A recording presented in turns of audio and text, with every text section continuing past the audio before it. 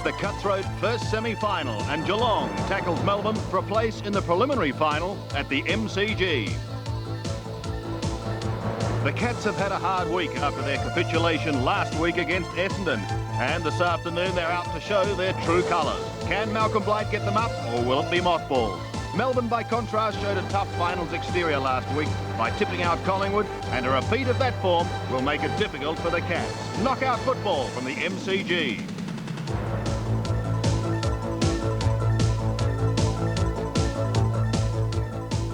And knockout football it is. Good evening, everyone, and welcome to Sunday Night Replay, do or die for both Melbourne and Geelong. A couple of interesting moves even before the first bounce.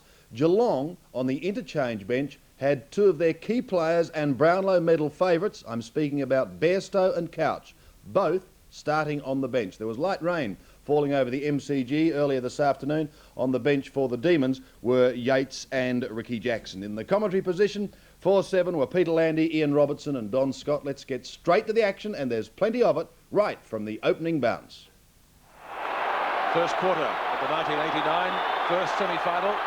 Geelong and Melbourne from the MCG, and it's raining pretty heavily at the first bounce. Dwyer gets the first tap out, and the umpire right onto this, and there's a box on already. Well, they're instigated by Geelong. Well, that was predictable because Geelong are going to be fired up. Dwyer's booted the ball downfield, and the wrestle continues. Burke and Wilson. And it's still going on the outer side there. Schultz is in there. Buse and Stretch. That's a decent old Donnybrook. Entirely predictable. And what's got to happen now is players have got to get in front. You see the free kick's been played at centre half back for Geelong.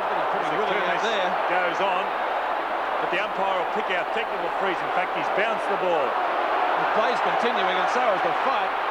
We might get a go out of this. Steins, beautifully tackled by Bruns. Campbell shoots and misses, and the brawl is still going on.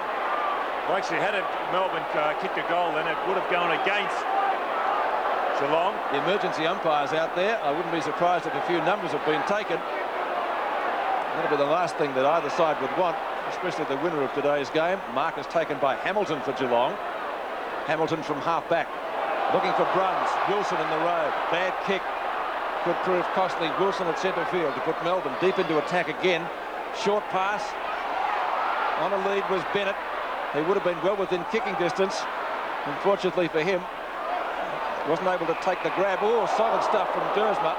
Was taken away by David Cameron. Geelong swing into attack for the first time up towards left half forward, and a chance down there for Lindner.